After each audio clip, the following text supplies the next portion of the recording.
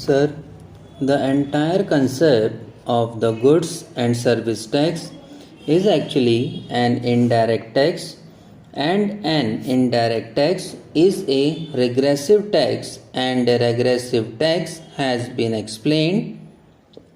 All of us know what a regressive tax is and how it burdens the poor much more, and it should not burden those people for whose welfare we are all supposed to work for. Now you consider this situation in India today. The direct tax component revenue in our country today for our country's resources is 37%. 62% already comes from your indirect taxes, that is, the people are burdened by that amount. In the last budget, which the Honorable Finance Minister presented, he said indirect taxes have been hiked to the tune of around 20,000 crores of rupees, while the direct taxes have been reduced by over 1,000 crores. What are you doing? Enriching the rich and impoverishing the poor. Now, in this sort of an atmosphere, compare our 37% of direct tax collections with the other emerging economies in South Asia. Look at Indonesia, they have a direct tax revenue component of 55%. Look at South Africa, part of your BRICS, they have a direct tax revenue component of 57%.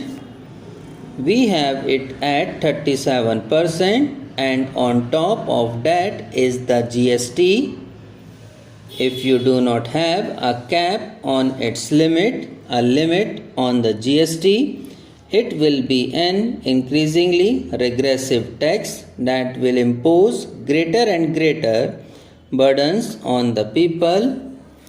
Now you have worked out, I don't want to name him, but those of us who have read the Chief Economic Advisor's report would think that they are very reasonable economic arguments.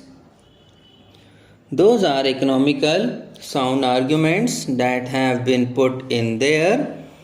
The revenue neutral rate was estimated, and that has already been explained in the House to be 15% or 15.5%, whatever that exact figure is. But remember, sir, there was an RNR calculated in 2014, which we was then very strongly opposed, and that RNR that was calculated then was 27%, 13% as the central taxes and 14% as the state taxes. This is a very heavy burden on the people who are also hit by high inflation. Now, if you have this sort of an RNR, and on top of that you have the bands, you may have bands less than that, but then a tax rate of around 24% or 25%, that will just cripple a vast majority of our people.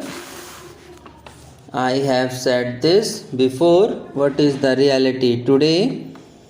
It is reported that in the last 1 year, the number of US dollar billionaires in our country have increased from 100 to 150. Wonderful. May that tribe increase. So, as your own saying goes, that is shining India. What does the 2011 economic data report show? In 90% of Indian families, the bread earner of the family earn less than rupees 10,000 a month. These are the two Indias you already have. On top of that, if you get a regressive tax regime, you are only widening the gap between the two Indias, and that is not the spirit which our constitution enjoins us to come to this house to legislate. Therefore, I think it is absolutely necessary that instead of a revenue neutral rate, you start considering what I would call a fair revenue rate.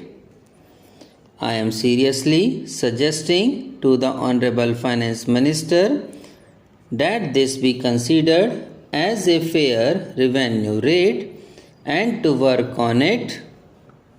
By the time you bring the GST bill, you can actually work on a fair revenue rate for the states concerned, and then you have a cap on it, so that assurance must also come when the GST bill is brought before us. How it will be brought, I will come to later.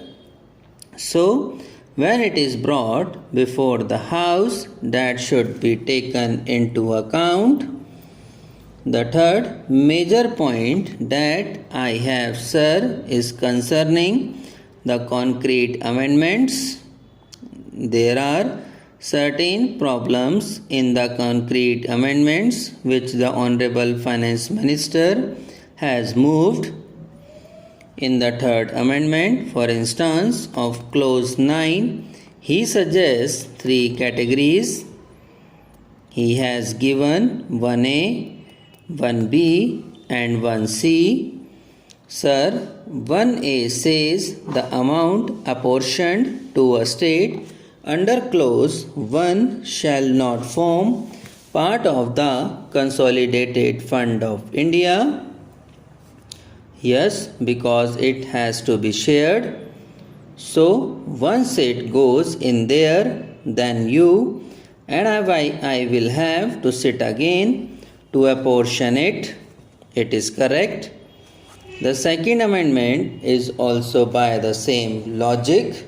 Okay. The third amendment, namely 1C, says where an amount collected as tax levied by a state under Article 246A has been used for payment of the tax levied under Clause 1. Subscribe now and press the bell icon. Never miss an update.